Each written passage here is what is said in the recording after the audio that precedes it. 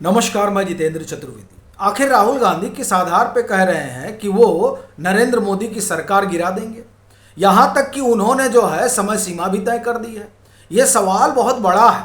वह इसलिए क्योंकि अगर आप कांग्रेस की बात करें तो उसके पास तो 100 सांसद भी नहीं है, और जिस गठबंधन की अगुवाई में एक तरह से कहा जाए कि चुनाव लड़ा गया, उस गठबंधन के पास भी पूरा बहुमत नहीं है। भाई, इंडी ब्लॉक के पास महज 235 सीटें हैं, और उसमें भी अगर आप मौजूदा स्थिति को देखें तो डीएमके तो अलग ही हो गई है, क्योंकि कांग्रेस ने तमिलनाडु में स्टालिन को धोखा दिया। जब धोखा दिया तो बाकायदे कनिमोझी ने बिरला साहब को पत्र लिखा और कहा कि हम कांग्रेस के साथ नहीं बैठेंगे।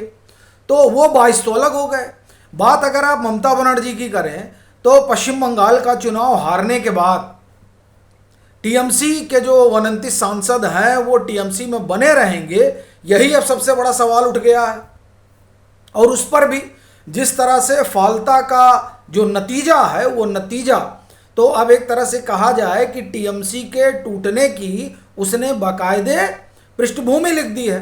क्योंकि देखिए, फाल्ता की हार छोटी मोटी हार नहीं है। अगर हम इंडी ब्लॉक के लिहाज से भी देखें तो चूंकि ये डायमंड हार्बर के भीतर आने वाली विधानसभा है और यहाँ अभिषेक बनर्जी का एक छत्र राज हुआ करता था, तो एक तरह से कहा जाए कि टीएमसी भी गई, डीएमके पहले जा चुकी है, तो इनके पास संख्या कहाँ है जिस संख्या के आधार पर ये इस तरीके का दावा कर रहे हैं। अब सवाल ये उठता है कि इस दावे के पीछे की वजह क्या है? क्या राहुल गांधी के पीछे कोई और ताकत खड़ी है? क्या उस तरीके का कोई ताना बाना बुना जा रहा है? यह प्रश्न इसलिए भी उठ रहा है क्योंकि आप देखिए, संख्या बल के आधार पर तो राहुल गांधी के पास कुछ भी नहीं है। हाँ, अगर कुछ है तो बस इतना कि पिछले कुछ दिनों से सोशल मीडिया पर एक बज क्रिएट करने की कोशिश हो रही है, और उस बज के जरिए हिंदुस्तान के भीतर कुछ कुछ करने की कवायद हो रही है। उस बाबत आईबी ने बाकायदे संज्ञान लिया है और वो पूरी पड़ताल में लग गई है, और उस पड़ताल से जो चीज़ें निकल कर आ रही हैं उस बाबत कार्रवाई वगैरह भी हो रही है। आप देखिए कि अकाउंट वगैरह भी होल्ड कर दिया गया है। तो ये जो एक कोशिश है, उस कोशिश पे तो लगाम लगाने की पूरी कवायद चल रही है और काफ़ी हद तक लगाम लगा लिया गया है। लेकिन क्या इसके बाद भी कुछ ऐसा है जो राहुल गांधी के हाथ में है और जिसके सहारे वो ये कह रहे हैं? देखिए, ये पहली बार नहीं है जब राहुल गांधी ने इस तरह का दावा किया हो। 2025 में भी बिहार चुनाव से पहले, यानी आप देखिए ही जून जुलाई का समय रहा होगा, जब उन्होंने कहा था कि बस 6 महीने की मेहमान है नरेंद्र मोदी की सरकार। अब की बार आप ये कह दीजिए कि 6 महीने से ज़्यादा का वो साल भर कह रहे हैं, लेकिन समय यही है। यानी इसी समय में पिछले साल उन्होंने 6 महीने की टाइम लाइन दी थी। अब आप ये कहें कि इस साल इन्हीं महीनों में वो साल भर की टाइम लाइन दे रहे हैं। तो इन साल भरों में, इस साल भर में क्या हो जाने वाला है? देखिए, संख्या के लिहाज से तो उनके पास कुछ नहीं है, तो फिर राहुल गांधी के पास क्या आने जा रहा है? कौन सी ऐसी आप ये कहें कि तरकीब आने जा रही है? क्या जो नतीजे आ रहे हैं उन नतीजों को भी वो नहीं देख पा रहे हैं? देखिए, ये जो सवाल वो उठा रहे हैं ना, ये सवाल बहुत गंभीर है, और इस सवाल के उठाए जाने की पृष्ठभूमि में आप 2-3 चीज़ें देखिए तो समझ में आता है कि कुछ तो है जो पक रहा है, और कम से कम सरकार तो उसको समझ रही है। अभी जिम खाना क्लब जो है उसको कहा गया खाली करो इसको। ये अपने आप में बहुत बड़ी घटना है। लोक कल्याण मार्ग के बगल में ही है वो। आप ये कहें कि प्रधानमंत्री का घर भी है, कार्यालय भी है, मतलब आप एक तरह से कहें कि मल्टीपर्पज़ है। और ये माना जाता है कि जो एक तरह से कहें कि बाहरी ताकतें हैं, उन बाहरी ताकतों में जो इन्फ्लुएंस करने वाले लोग हैं वो इस्तेमाल करते हैं। तो ऐसा ना हो, इस बाबत वहाँ से कहा गया कि क्लब कुल्लू हटाओ, यानी क्लब कुल्लू हटा दिया जा रहा है। पश्चिम बंगाल बीजेपी जीत गई, फाल्ता बीजेपी जीत गई, वह भी तब जबकि वो मुस्लिम डोमिनेटेड है। और उसके जीतने का यह भी मतलब हो गया कि जो मुस्लिम हैं वो भी बीजेपी को वोट कर रहे हैं, चूंकि मत प्रतिशत बहुत हाई है वहाँ पे। अब इतना भारी मत प्रतिशत में ये तो कहना पड़ेगा कि भाई मुसलमान भी वोट कर रहे हैं।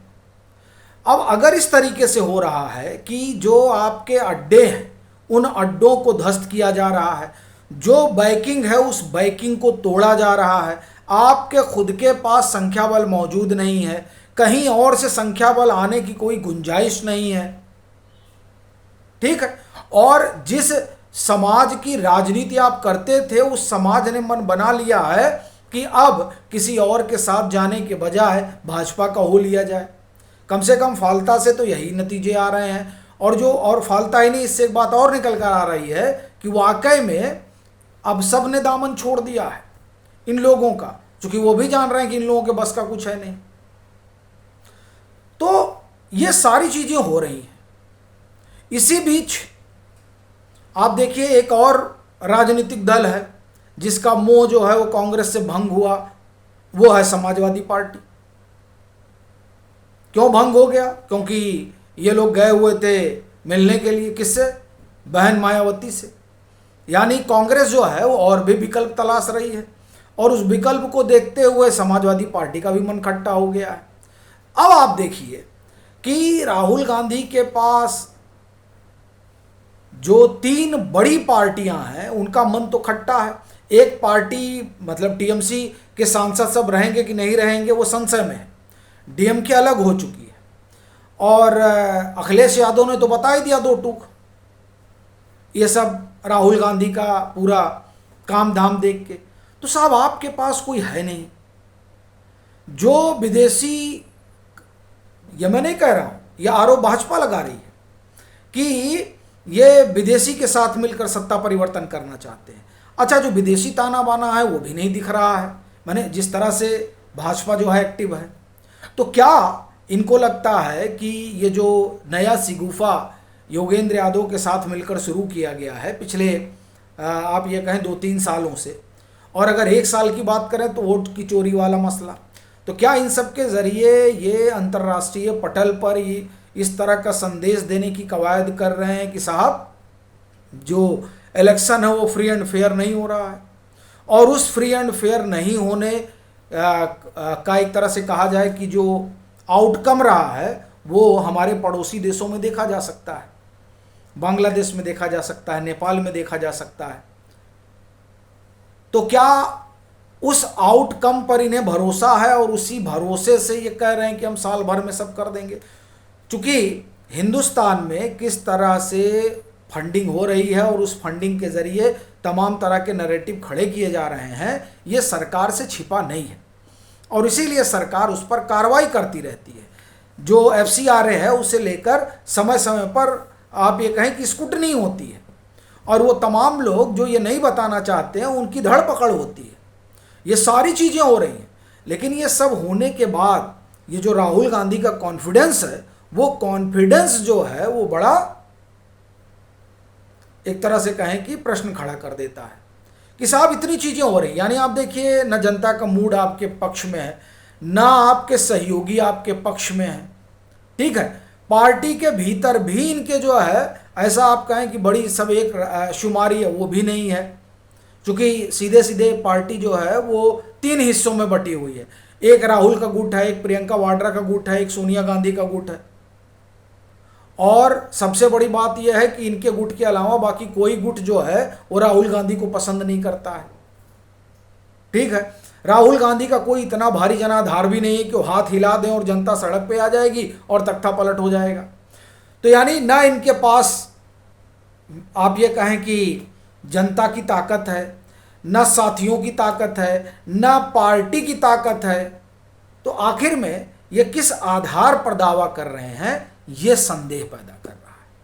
और इसीलिए आप देखिए कि संबित पात्रा, पीयूष गोयल, इन सभी लोगों ने जो बयान दिया है वो बयान बड़ा महत्वपूर्ण हो जाता है। क्योंकि देखिए FCRA पर बड़ी कठोर कार्रवाई की है केंद्रीय गृह मंत्री ने, वो तो जान रहे हैं किस तरीके का खेल चल रहा है। अब देखिए बीजेपी सांसद और पार्टी के राष्ट्रीय प्रवक्ता संबित पात्रा ने दावा किया है कि गांधी की साजिश जब उजागर हो गई है, जब उन्होंने मंगलवार को प्रेस कॉन्फ्रेंस के अल्पसंख्यक विभाग की सलाहकार परिषद की बैठक में कथित तौर पर कहा कि मोदी सरकार 1 साल के भीतर गिर जाएगी। ठीक है साहब, मतलब ये बात पुरानी है, निकल के अब आ रही है। मैंने बैठक हुई थी अल्पसंख्यक जो इनका सेल है यानी कांग्रेस का, वहां पर उन्होंने कहा, यह मंगलवार को कहा गया, आज है इतवार। तो इसका मतलब यह है कि कुछ तो साहब अभी तक ये लोग पका रहे हैं। क्या पका रहे हैं पता नहीं, लेकिन उस पकाने का एक अंजाम तो हम लोगों ने देखा है। बाकी और देखिए कि क्या होगा, लेकिन इस बात से इनकार नहीं किया जा सकता कि साजिशें जो हैं वो जारी हैं, और उन साजिशों में सरकार कितने दिन तक बनी रह पाएगी ये देखना बड़ा रोचक